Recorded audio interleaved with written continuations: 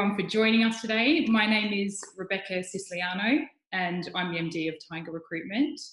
Today we're going to be talking about leadership post-COVID-19. So I guess from our side, right, we've seen a big change in businesses around remote working and what that's meant to them during the pandemic. We've seen a lot of organisations that perhaps hadn't considered remote working before, and now they're finding themselves in a position where, 6 months on, they're still working from home. We've got some clients that don't have any plans to return to the office at all yet.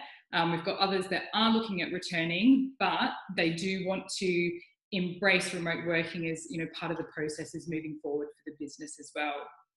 So I guess for us, what this has really thrown up is a lot of questions around if this is going to be sort of a normal thing moving forward, and if we are going to have to manage people remotely, how do we need to adapt our leadership styles in order to do so? And how do we sort of change the way we're doing things at the moment?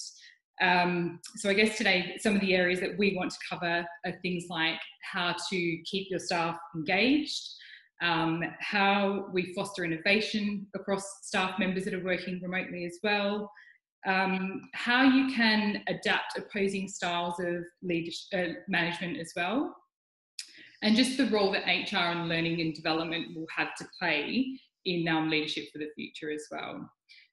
So we've got the chat function working today as well. Everyone will have an opportunity to ask questions, which we'll ask those of our experts at the end. If there is anything that does go unanswered, you are welcome to email us at tiger-recruitment.co.uk. Now I'm going to start by introducing our experts that are joining us today. So we have Elka Edwards. Elka is the founder and creative director of pioneering leadership development company, Ivy House. Prior to Ivy House, she founded executive development company Blue Sky and had a long list of FTSE 100 leaders that she worked with. Also very excitingly, she's also the author of the book Extraordinary: How to Lead a Bigger, Braver, More Meaningful Life. And Elka, am I right in saying that your book has just been released today? Big day. Excellent. So yeah. It's something I'm going to look at because I believe there is a bit of an offer on for people that are going to purchase your book today. Right, that is absolutely right. For 24 hours it's available. The Kindle version is available for 99 pence.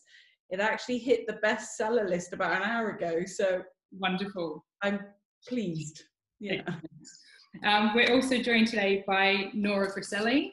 Nora is a program director at the European School of Management and Technology in Berlin.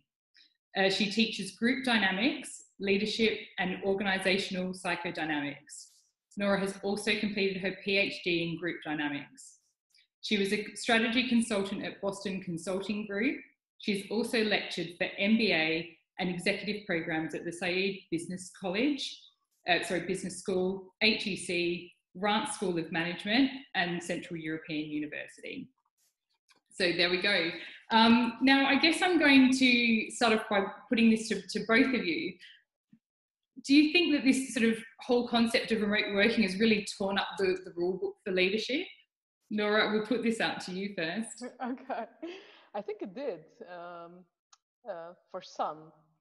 I mean, it depends on the organization, it depends on the task at hand, so to say, and the culture. Some were more or less shocked by the fact that people were sent into virtual work, so to say. For some, it was just business as usual, basically. For others, it was a huge change. It is a huge change also because virtual work was seen as a benefit for the employees having the ability to work from home, whereas now it's a must. Yeah, absolutely. And also there were some ideas linked with what people do, some fantasies to what people do when they are working from home.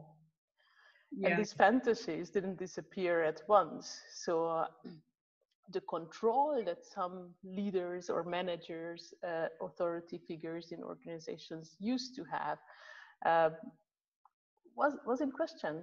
What do my people actually do? I used to see them. I used to be able to just drop by and check on them. And this is very, very difficult in the virtual setup. Absolutely. Although, of course, what's interesting is research after research has come out and said that productivity has actually gone up since people have been working at home. Well, we had a very funny situation where one of the delegates from one of our programs by mistake copied us in on an email. I won't name the company, obviously, but it was a very, very large global organization. And he'd sent an email to the senior exec and said, rather embarrassingly, our productivity has gone up 23%.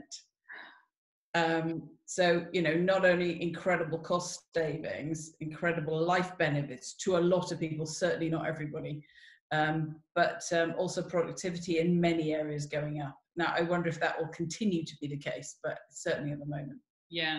And I think it sort of echoes what we're hearing from our clients as well, where a lot of people are saying that they're finding that, you know, they're working longer, but also, you know, there are times when you can just get your head down when you're at home without the distractions and the interruptions and just get things done. I guess in light of all of this, how would you say your clients' needs have changed over the last 12 months? So Elka, I'll put this on to you first. So it's been interesting because we're a training company, and the first drama we had was Brexit. You know, where everyone was like, well, what's going to happen? But everything that ever goes on, you know, all budgets are held on tight to until we know what's going on. And then we came through Brexit, and then this hit. Our clients' needs have changed in a very real way, in that we can't get people in a room anymore. And whereas people were focused on their talent and developing their leadership and all the rest of it, that's ironic, that virtually always happened in the room in face-to-face environments. And it couldn't overnight. And then, of course, there's a dawning realization that I think came very quickly, that you can't take a face-to-face training program and deliver it virtually. You actually have to rewrite the whole program. It's a completely different structure. It's a different way of dealing things. You have to be mindful of what's going on in terms of energy, timing, how people are going to interact, whether or not they're going to get, distracted, etc., etc. So I think certainly from a training and development need, they now need organizations that are really, really good virtually and can flex when the time is needed.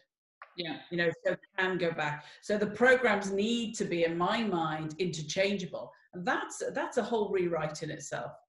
Definitely. Yeah, I totally agree. I totally agree with Elke that you can't just take a program as it is and deliver online, because in about 7 minutes into the delivery, you have lost everybody at the other end of the line. Yeah.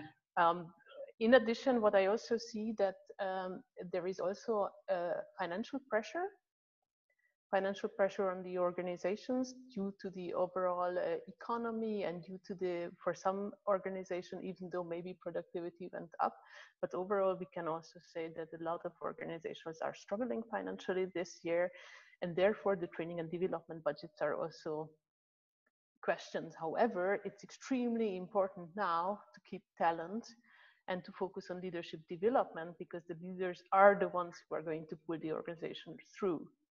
Yeah. And here, what I very often encounter, this idea of, well, if it's online, we can just scale it up to 1,000 people. And I think that is a hypothesis that has to be taken into consideration with a lot of carefulness. Yeah. There's a big difference between online training and virtual development. Mm-hmm. You know, they're not in any way the same thing. Yeah. I also think what's interesting from a client perspective is that, you know, learning and development functions, in my mind, you know, I've been working with them for 25 years now, they vary massively. I mean, some, quite frankly, are totally incompetent, no question about it. And some are really brilliant. But actually, I think the focus is on them now, and they're going to need to be very agile. Yeah. They're going to need to find solutions, but solutions that work for the problems they have today, and they need to find them quickly. And I think that's not actually how many have operated. You know, the brilliant ones have operated in that way, but lots haven't for quite a long time. Maybe just one more thing regarding the needs. I think there is also need for new topics. So we do encounter a lot of necessity to talk about leading in a virtual world and collaboration virtually. So that is really, we used to do that before, but now it's like there are all kind of organizations, from the army to like more business-oriented organizations, that need this capacity for the leaders and for their colleagues to be able to deliver in a virtual setup. Definitely. I think two of the interesting things we've sort of touched upon there are, first of all, where some businesses might be facing a bit of financial strain at the moment, but also the fact that we do need to be very agile and people need to adapt to working from home, switching that into the office and those sorts of things as well. What are some of the key trends in leadership styles that you've seen sort of come about because of this? Well, I mean, maybe it's because of what we do. We're very much about human leadership, and we're very much about core skills, whether or not they're for life or leadership. We personally don't believe they're different. You know, we are leaders of our lives, and then we have to learn to lead other people. And those two, the skill sets, the core skill sets, are very similar. So what we found is a very much a requirement for people to understand their own well-being, to understand how they take ownership for how they show up, why they behave the way they do, how they interact, how they collaborate, how they actually bring their full humanity, enable others to bring their full humanity to the environment. So in my mind, and as I say, it might be because that's the sort of stuff we do, that we're getting a lot of inquiries for people to go, actually, this isn't about the sort of the strategic learning pieces on the edges. It's about who you are, who do you want to be, and how do you want to show up to the situation. Yeah, absolutely. Nora, do you have anything to add there as well? So for me, it's really in the virtual setup, what you need is this three-dimensional leadership style. On the one way, it's about leading for autonomy, so that people can really work independently. The second is that you lead for alignment, because at the same time, while people are working independently, they still need to work in the same direction. Yeah. And finally, what I also find very, very important is leading through with emotional intelligence. Yeah. That is also because people are in very, very different situations at work and at home, dealing with home office situations, parenting, maybe health issues and others. And therefore, it's extremely important that the leaders have this capacity to understand what is actually happening at the other end of the line or the other end of the video conference, so that I can integrate that human side also in my leadership. Definitely. And I think that really touches upon something that you mentioned, Elka, just around that sort of humanity and compassion that's required as well. How can businesses and leaders use that sort of change to help them lead people more effectively? Like if they are sort of, you know, if there is this need now to show that greater humanity and compassion for our employees, like how do people incorporate that into their leadership style? Who do you want? Elka, if you can, let us know your comment. Well, I would argue that's how we should have always been leading. Yeah. One of the things that always shocks me on the programs that we run is people come and go, well, I have my face for work and I have my face for home. And I'm like, well, that was just exhausting. You know, you're not two people, by the way, you're one person. And actually, of course, if we want to build relationships, then we want to build relationships with a real person, not their work face. Yeah. So actually, I think it's been an incredible thing for leadership. And people just realizing, you know, one of the things, I don't know where you're calling from, but, you know, we're talking to people in their living rooms. We're talking to people and their cats jump on their laps and their kids come in and their wives bring them a cup of tea, or their husbands are going, when you finishing getting off that call? You know, so all of a sudden we're seeing the whole picture of people. And that's how it should have always been. Now, I think we almost need to say to leaders, that's good. That's okay. And, you know, I was talking to a chief people officer of a major organization the other day, and he said he had an incredible conversation with somebody about the art they had behind them, because they both liked the same artist. He said, I've known this guy for 7 years and we'd never connected on this level. And he said, and our relationship just changed in an instant. So I think it's about giving permission for people to show up as they are, who they are, bring their full selves. And I think we all have a much easier and enjoyable leadership relationship going forward. Excellent. And Nora, anything to add on that as well? Yeah, I think it's just fantastic to see how we change.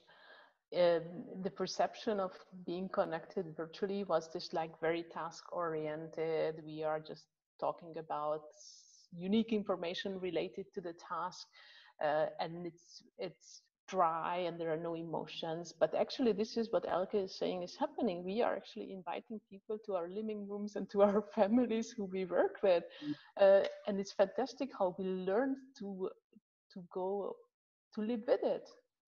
Absolutely. So I think it's becoming much less of a distant, dry communication that we have online, but with trusted colleagues and trusted clients, we have like extremely deep online and virtual conversation, and I find it fantastic. Yeah. So almost blending where there's always been that separation between you have your, work mask and your personal mask. Well, actually, why does there need to be something different? And it is a more sincere and genuine approach, showing that you're the same person.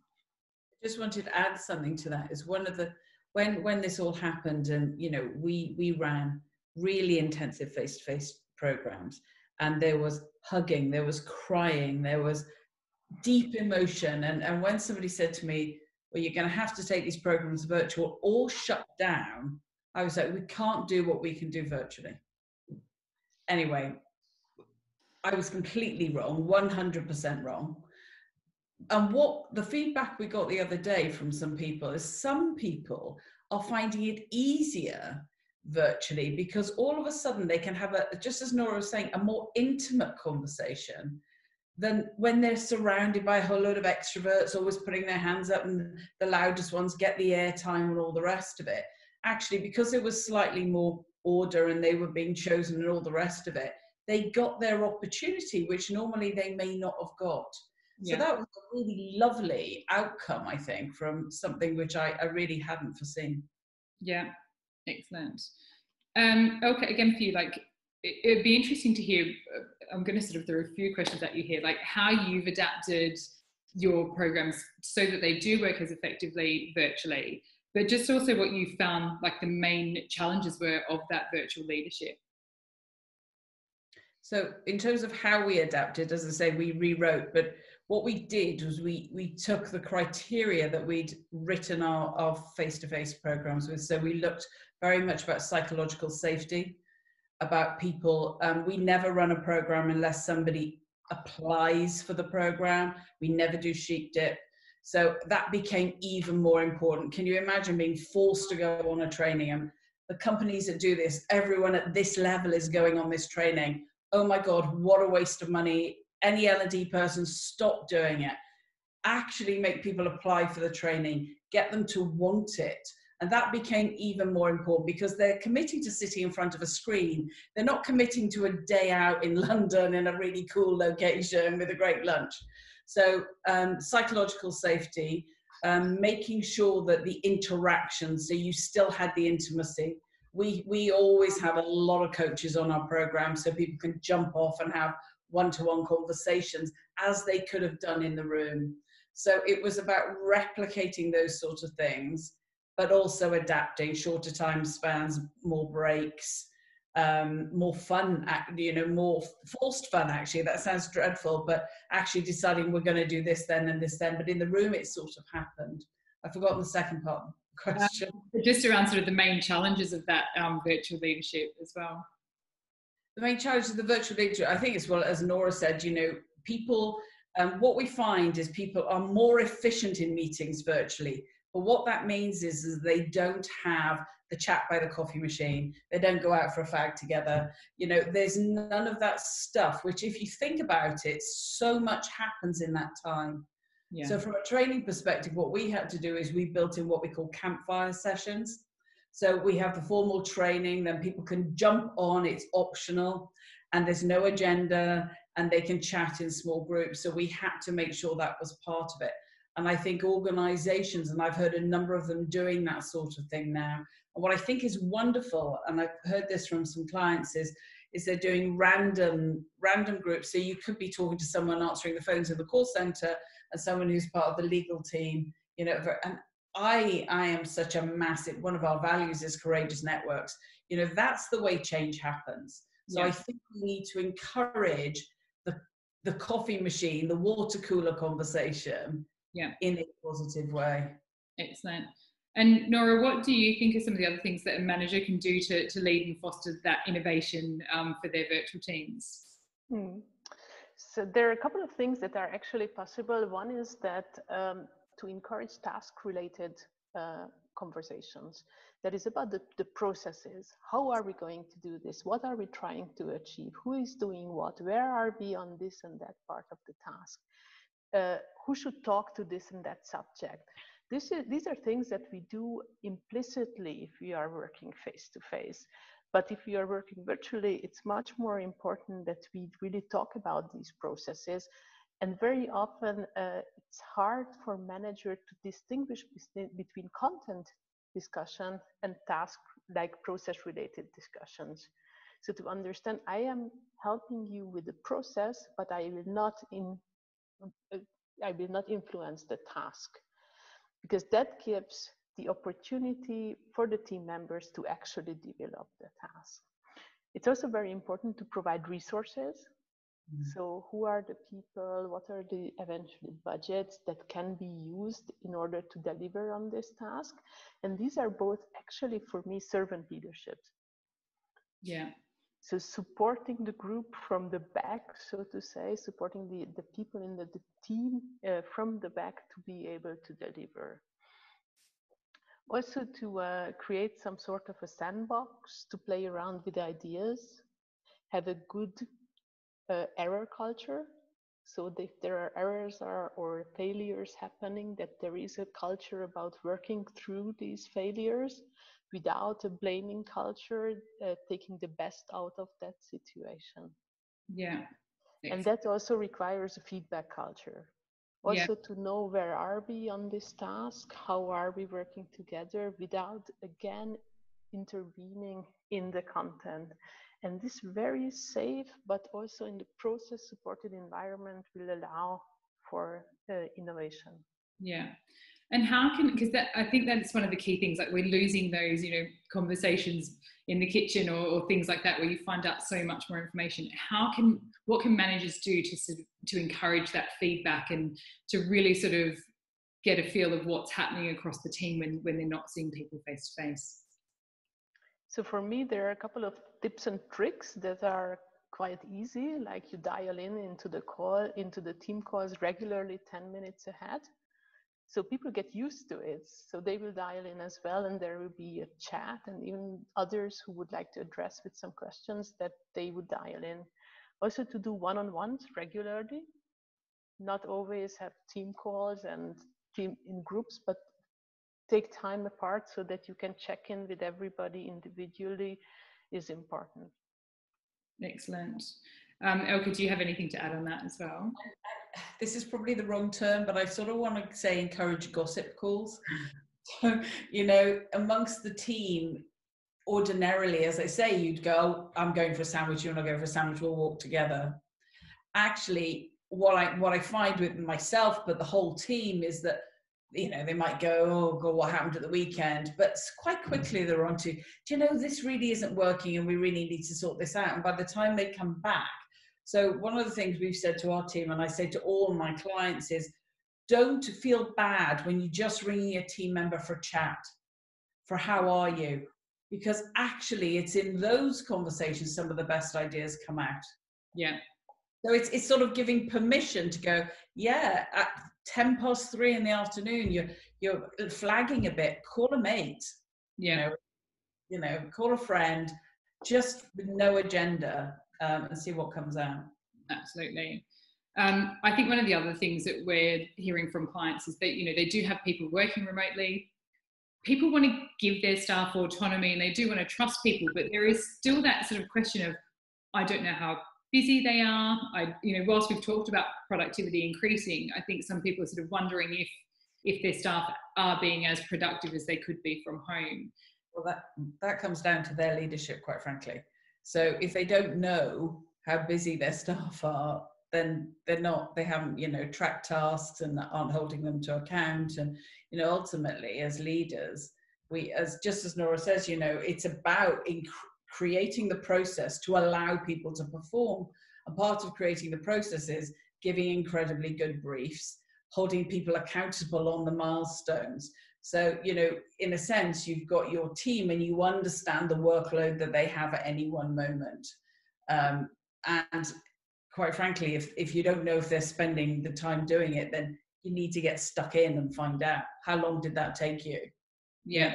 Yourself around how long things are taking, and again holding them to account around, well, that really shouldn't be taking you 3 days. I thought that was a 2-hour job. Yeah. So I think can I just make a comment on that? I think also we are probably moving away from this very time-based work. What does it matter whether the person is actually fully used in the 40-hour or whatever contract they have, as long as they are delivering? Because for me, all the time that is not there for the very specific task, there is also time for innovation. To be innovative, to be creative, you need other experiences than working in front of your laptop or just do like the normal stuff. And I know it's going to be a big change to have people employed where you say, but it's not really important whether you are working these 40 hours, but it's really like task or result oriented. I think that's 100% right. It is down to trust. Yeah. And creativity does not come from staring at your laptop. Yeah. Creativity comes from walking the dog and chatting with a friend and looking at someone else's ad campaign. It comes from a whole range of things, and we need to trust that our people are working when they're not working, or doing whatever. Yeah. And I think this is what is a big thing for so many leaders. They're so used to, if they can see that person is at their desk, well, then the idea is that they are delivering. But this is just totally changing everything now, where it's like, well, someone might not, as long as they are, you're getting the end output, then that, that's what you need to see from someone. I guess for a lot of this brings us onto, I guess, like those opposing styles of management and leadership. Like, Nora, what are your thoughts on that and how people can sort of adapt?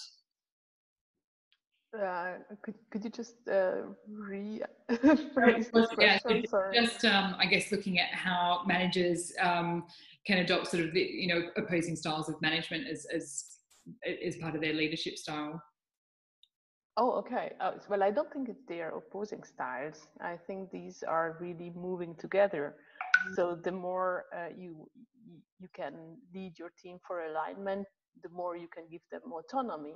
So at the end, you are working in the same direction. So they are, for me, really leadership styles that are moving together and not opposing. Yeah.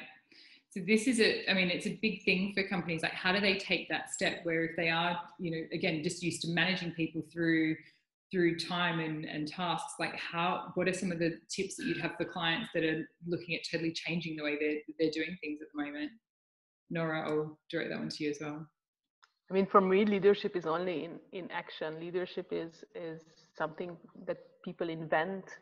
So there has to be, we are now in a test phase of leadership. And the only way we can learn about this, and I think we as academics are also learning about what is modern leadership in this post-COVID time is that we stop and review what happened, what went well, what didn't go well, and then reinforce those practices, those leadership efforts that functioned, and those which didn't work, try to not repeat them. Yeah, of course. Elka, what are your thoughts on that? I think it's about creating more self-leaders. So I have a very big belief that we have no right to lead others until we can lead ourselves. And I actually think what's happening is, in this remote teams that we're all set up with is actually we all very, very really can become responsible for leading ourselves. We don't sit at our desks. We all know there are people that sit at their desks doing, you know, shopping on blimmin' whatever it is, you know, Amazon, just so they can stay till 6:30 and show that they stayed late at work or whatever it is. So actually what we're saying to people, you're out there, we're paying you to do this job, we're trusting you.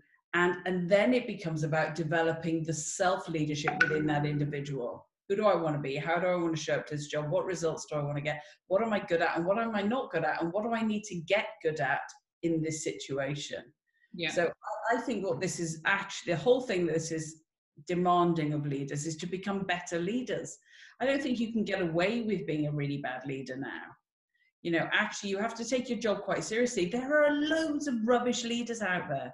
I mean, one of the questions I always ask is, of anyone, how many extraordinary leaders do you know? How many do you know? But yet never before have we known so much about what it takes to become an incredible leader. So I think this is giving us the opportunity to go, we're actually going to have to get good at it now. Yeah. And I think it starts with self-leadership. Yeah, absolutely. Elka, what do you think, I guess if we're looking at the future of leadership, what do you think the role of learning and development and HR sort of plays in the future of leadership as well? I think it's our moment. I really do. I really do. You know, let's be honest, you know, in so many companies, HR, L&D are the sort of one of the support functions, and they're not up there with, you know, sales and service and finance and ops and all the rest of it. But actually what happens, you know, we go into lockdown, everyone turns to the HR function and goes, how do we get 35,000 people to all of a sudden work at home? Oh, and how do we look after their mental health while we do it? How do we trust them? How do we keep their productivity up? So, and actually, you know, the HR and the L&D functions have responded, in my mind, in so many ways brilliantly, really quite innovatively, you know, really thought about the problem in a really humane way. But we can't stop now because we are now in a new reality. We're never going to go back to working in the same way we did before. So actually, I think the time is ripe for them to come and go, now, this is how we need to support people. These are the sorts of skills we're going to need to develop within them. And by the way, we have a solution to show you how. And I actually think if they don't get that right, we are going to end up with a lot of demotivated people that aren't, especially our talent. You know, they're going to be thinking, well, I can't impress that boss anymore in the same way as I could in the office. And I don't hear what's going on and I don't know where the opportunities are. And of course, it's really easy for the organization to become the target.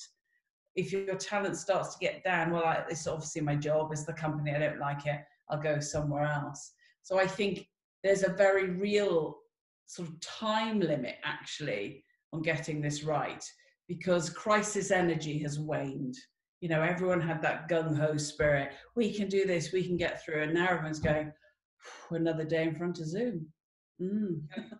Oh, whoopee, you know. So actually, there's going to need to be a way that I think L&D functions and talent functions are going to have to step in and find ways of keeping those people really interested in their jobs and the company.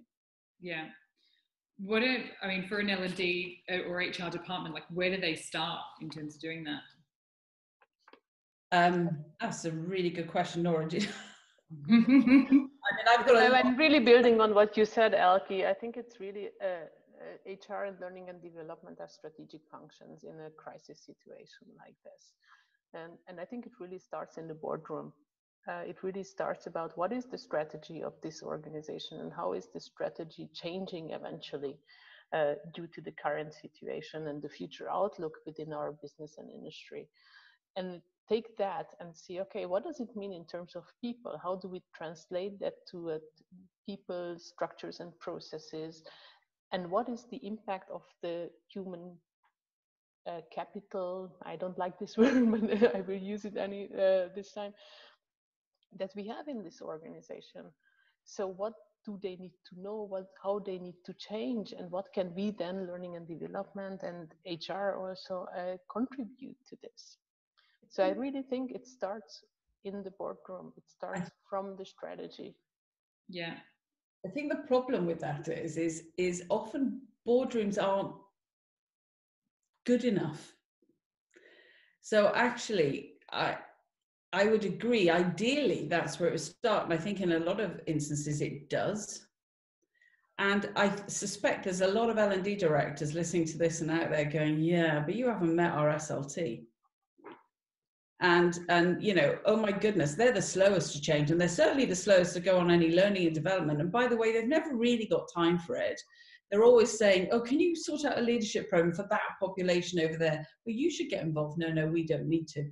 So I actually think this is an opportunity for HR, L&D functions to actually step up and go, we've identified the problem, we've identified the solution, and actually all I need you to do is sign on the dotted line here. So show that they're a strategic partner by getting the numbers right, getting the business case right, and not waiting to be told. Yeah, absolutely. I guess again, now where we are looking at, you know, there's so much more hybrid working between some people working at home, some people working in the office some days, people sort of, you know, being in different environments all the time. Nora, how do leaders need to sort of prepare themselves for that transition? And, you know, what are some of the things that they can do? Do you think there's anything they need to do differently? Yeah, I think now we have pretty much of an experience about working in a virtual setup where we are fully distributed and everybody is kind of dialing in. But we haven't yet learned how to work in a hybrid team where people are partially face-to-face, partially virtual, which immediately sets up some in-group, out-group boundaries. So are you able, willing, and so on to come to the office and be face-to-face? That group will be already divided from those who are joining in virtually. And to work around these in-group, out-group boundaries, not to create a new way of excluding colleagues will be a huge challenge. And I have to say, I don't yet have a clear-cut solution for that. I think we really need to see how that kind of works and what sort of process or what sort of leadership can help in order not to create another divide between our team. Yeah, definitely. Elka, is there anything you've got to add on that? I think Nora makes that she's completely right. There could be so many issues with it. Yeah. And the only thing we have to do is stay really conscious to not creating more dividedness. Yeah. Because in a way, you never know why people, I mean, the individual situations are very, very different. And there was in the questions, there was a comment about people working overtime and that leads to burnout. And it's really like kind of a difficult situation. And it's true that depending on the situation, our colleagues, we have experienced this pressure to deliver. We say, I want to keep my job. I have to show that I'm still very, very useful. So I rather work in the middle of the night and so on, because in the afternoon I have to look after my kids. So I will just wake up in the middle of the night and do the rest of my job, or that I couldn't finish, to make sure that at 8 o'clock it's in the inbox of my boss. And that can be very, very dangerous. Yeah. So how can we kind of counteract? I think it's also not leadership it's not great leadership in any shape or form, and we see it all the time. Exactly that, you know, I can work longer, harder, you know, the lunches for wimps culture. But actually, we teach 7 sort of transformational skills, and one of them is proactive well-being, and we use example of leader that, you know, is inhaling caffeine as they go from 5 in the morning, and, you know, working on adrenaline and then collapsing and using aggression in the office and all the rest of it. I mean, that's not human leadership. This is not any kind of decent leadership.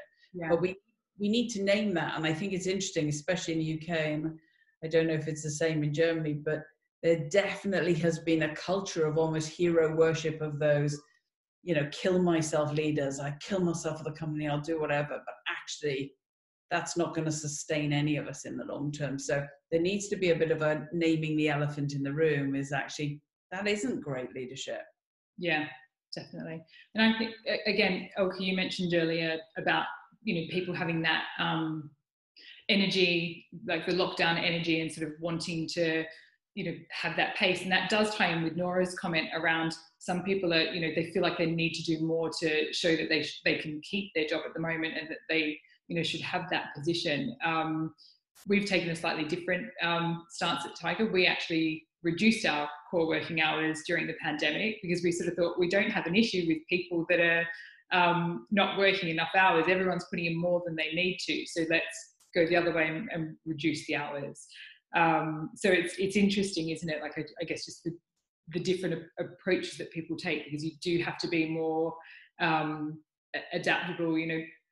A lot of people have made the comment to me that, perhaps if they're parents and they've got children at home, they've needed to log off for a couple of hours in the middle of the day, but they'll make up that time in the evening. So I guess it's about businesses being adaptable to that. There's also a big difference between working hard because you're passionate about what you're doing and you're working on something that's really important. The truth is workloads aren't consistent. They come in peaks and troughs. And certainly in our company, we had 3 programs due to go live in March and April, from people all coming in from all over the world, and all of a sudden they're all off. And it's like, okay, right, we need to rewrite the whole program. It's a big job, took 2 months. And people worked ridiculous hours in that time, but it wasn't because they were scared somebody was going to be calling them up and going, you're not working. It was because we've got a job to do. We've got quite a limited timeline to do it in.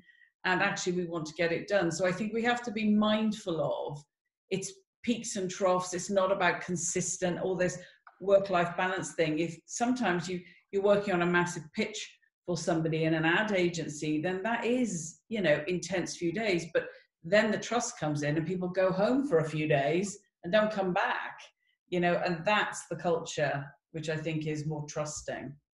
Definitely. Do you have predictions on what you think leadership is going to look like in 5 years' time, and how this has changed things?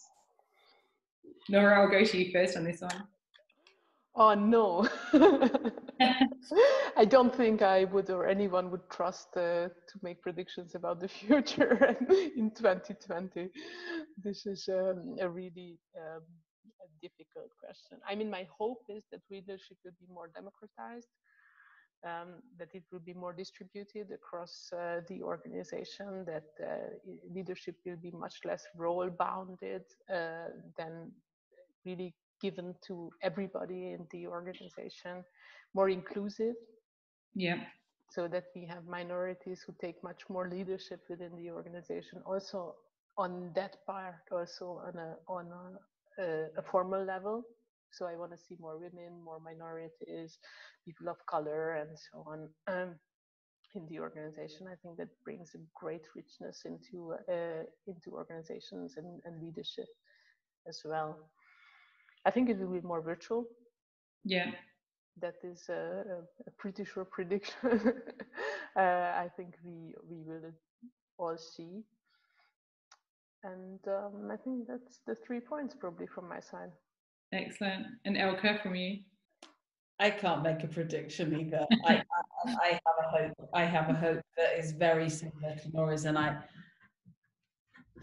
guess I also have a worry. We did a conference, a webinar thing the other day, and I asked the audience to vote at the end whether or not they actually thought COVID would create a positive change in leadership in the long term. And there are, I don't know, about 250 people on there, and the audience was split 50-50. 50% said yes, they thought it would create positive change. 50% were like, no, we're going to end up going straight back to where we are. I suspect it depends how long it lasts, because we're all trying to create new habits, and the habits, need a bit of time to bed in. My worry is the young people. And the support, the future talent, the future leaders, and how we nurture them. And you know what's fascinating? I was talking to somebody that called me the other day, and she was a sort of young emerging leader in a business, and she was sat on the floor in her bedroom with her laptop on her bed with her back up against a wardrobe. And that was her working environment. So, you know, I'm very old now, and I have an office, and, you know, I have lots of space to do my thing. But actually, when you're cramped in a 1-bedroom, 2-bedroom flat with no outdoor space, and you're trying to work and you're trying to impress people and trying to network, we really need to think about that. We really need to think about how we support those people. Yeah, and it's even like that is feedback that we've received as well, that it's more the younger people that are starting out their careers, and they're the ones that want to be in the office to learn from others around them, and they're missing out on those opportunities through remote working. And to go out for a drink after work and network and have a laugh and have a life and have some fun, you know. Yeah, I've done all that. I just want to go and watch Netflix and go to bed, you know? Yeah, absolutely. Nora, I've seen a bit of what you've done on the topic of gamification as well. Can you tell us a little bit more about that, please? Yeah, that's a fun story actually, because last year one of my topics I'm teaching is virtual collaboration. So last year in 2019, I worked together with a professor of mobile person interaction at the University of Wuppertal here to create a game that was funnily named The Virus. And it's basically an escape game. So if you know escape rooms, you have a certain amount of time, in this case 30 minutes, where people need to collaborate and solve a set of tasks. And this year, very, very quickly, we put the whole thing distributed online, so people can, so to say, play on Zoom with each other. And it's a very fun thing to do. So we have done it with a lot of groups. So we started with young leaders, but took it to executive programs with senior executives. Yesterday I played with the army, which was fantastic, because I thought, what? I mean, what will they say about this game? But they love the game. So it's a fantastic way to engage people, and engagement is in a virtual setup always a big question. How can people be part of this learning journey? And the game is engaging, and it really brings out a lot of points about virtual collaboration and virtual leadership. So we had a lot of fun with this this year, and the participants as well. It's good stuff, The Virus. Excellent. And the whole purpose of it was to help managers sort of manage their teams virtually. Yeah. Was there any, I guess, interesting things that you've learned from it that you didn't expect to see? Oh, we learned enormously, just to see how people are actually acting. For example, there was a big difference between people depending on their generation, whether they are like digital natives or not, to be comfortable with silence online. So the young people, they just put everybody on mute for like, let's just mute everyone, let's go through what we have here, and they are fully comfortable with no one speaking. Whereas if we play with senior executives, there is always somebody who is like picking up the speaker role, so to say. That was really interesting. It's nothing that I expected. Yeah, absolutely. And I'm going to go over to the question that we've got in the Q&A here. So this person said productivity is definitely going up. But is that because people are working more hours? Will another issue on the horizon be that we are dealing with burnout, mental health, and therefore we need to focus on helping teams to manage boundaries better? Elka, I'll start with you, your thoughts on that. So I think that's, I think it's for a lot of reasons. I think, I don't know which of you mentioned it, but so many people are reporting back the fact that they love not being interrupted all the time. They love not sitting in an open plan office. They can actually think. our brains don't work if we're trying to figure something out. We're constantly being interrupted. So I think that's a really positive outcome. And I do think, yes, somebody said to me the other day, I don't work from home anymore, I live from work. And I thought, oh, crikey, that wasn't one of my team, but it's, that's quite a big thing. So I think it comes down again to self-leadership. I think what's really interesting is you can't make a leader responsible for somebody choosing to overwork. We have to teach them to make conscious choices themselves. And for example, if one of the reasons they're overworking is because they're nervous of the job, to teach them to have the effective conversation with their leader to say, do you know what I'm finding? I'm feeling really nervous, so I'm overworking, I'm working at weekends because I want to impress you. So actually, can we have a conversation about what good looks like for you, what good looks like for me, and how I can stay healthy? So I think this is about developing the skills within the individual to not let that happen. And that is the leader's job, not the leader's job to take on everyone's well-being. We can only take that on for ourselves. Yeah, absolutely. Nora, do you have anything to add there? So my answer is yes to this question. I think it's an important topic and we need to be aware and address it. I think the leader has to be a role model. I mean, you cannot expect your people respecting boundaries if you don't. It's as simple as that. If they see you sending emails in the middle of the night, they think this is what is expected from them. Yeah. So if you respect boundaries, you are a big builder of the team culture. So do it yourself and the others will follow. Yeah, that's really important. We've got another question through here as well. Do you think leaders are generally more anxious about being effective and supporting their teams sufficiently in the current virtual environment?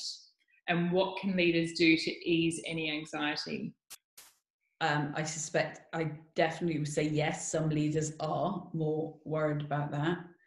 And I hate to get all coachy about the answer, but anxiety is a feeling that comes from thinking.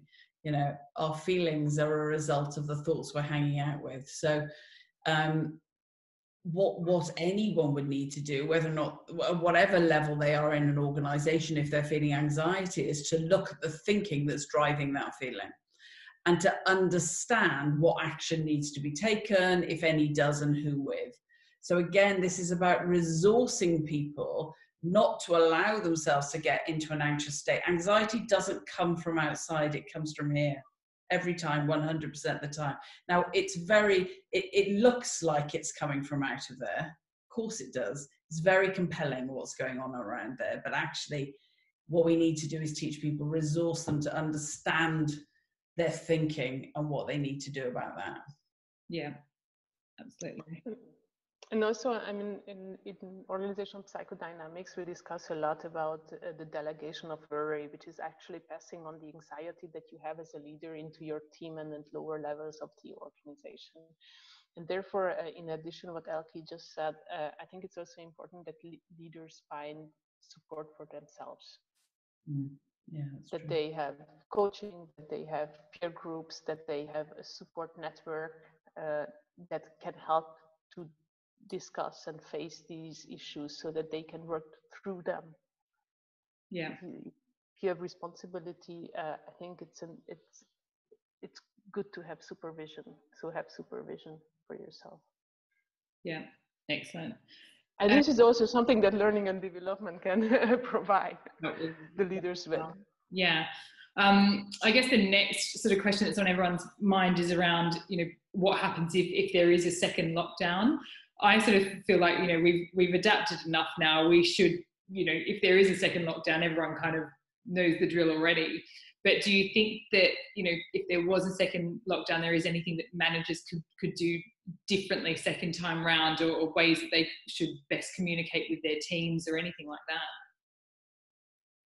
I think if there's a second lockdown, which maybe there will be, to Nora's point, right at the beginning of this, businesses have suffered massively financially, massively. And a second lockdown is going, so many businesses have only just, they haven't even clawed back, but they can just maybe see that it's possible. Another one, then I think we have to be really mindful of the senior leaders just going, oh my God. So one of my favorite, I'm getting all zen on everyone today, but one of my favorite quotes is, the future is an unknown equation. And I think one of the pitfalls that the leaders fall into is they try and control the future. They believe that they can, control. Now, we need to think to the future, we need to plan, and we need to take action. And sometimes, things are just going to come out that we can't control. So then again, it's about resourcing people to be okay with change that they can't control. Yeah. And the truth is, second lockdown is going to mean more job losses. There's no question about it. No question. Yeah. So again, we're looking to resource people from a place of inside about, actually, there is a chance I'm going to lose my job. I can either spend the next 6 months really worrying about that and getting myself into a complete state, or I can show up, do my job well, and actually think about a plan B if that's what might happen. And that's the choices as individuals we have available to us. Yeah, absolutely. Nora, anything that you've got to add there? Yeah, I think we can be optimistic, but I also see that if there is a second lockdown, this is going to be really, really painful. And I think it's important that we also face that it's not that, oh, we learned from the first and now we will just, we know now everything in order to get through this. I think it's going to be very, very painful. So therefore we have to even more focus on how we can support people to go through this. That it's going to be difficult. Yeah, excellent. So, I mean, I think we've covered a lot of interesting topics today. Is there anything else that either of you would like to add that I guess it's important for people looking at their leadership within their business at the moment? I would just say that I think for L&D, it really is our opportunity to shine. It's our opportunity to step up and support people in the business in a very real way, in a tangible way, in a meaningful way, something that's just going to help them. So I think we could readdress the balance by getting this time right if as L&D people we step up. Yeah, absolutely. And Nora, anything? And I think retention is also an important element here. How can we keep our best talent within the organization, even though the financials are not that good, even though people may look also to others? What can we do? How can we motivate them so that we can retain them within our organization? Because talent will be needed to get through the crisis, but also to deliver on the adapted strategies that will be executed. Yeah, definitely. And I think we've all got a really exciting opportunity to really make the most of showing people how to, work effectively, work productively, and totally move away from that culture of you have to be in the office, from the early hours of the morning until, late at night to be doing your job properly. So yeah, definitely, I think that's something that people can really take out of this, and how they can adapt their leadership styles to encourage that as well. Yeah, excellent. Thank you so much for your time today. I feel like we've covered some really interesting topics there. From there, I guess anyone that is listening, if you have got any additional questions or that we haven't covered, then feel free to contact Tiger from here and we'll reach out to our experts on your behalf. Elka and Nora, thank you so much for your time today. It's hugely appreciated. And yeah, let's all move on from there. Excellent. Thank you very much. Thank you. Thank you. Bye.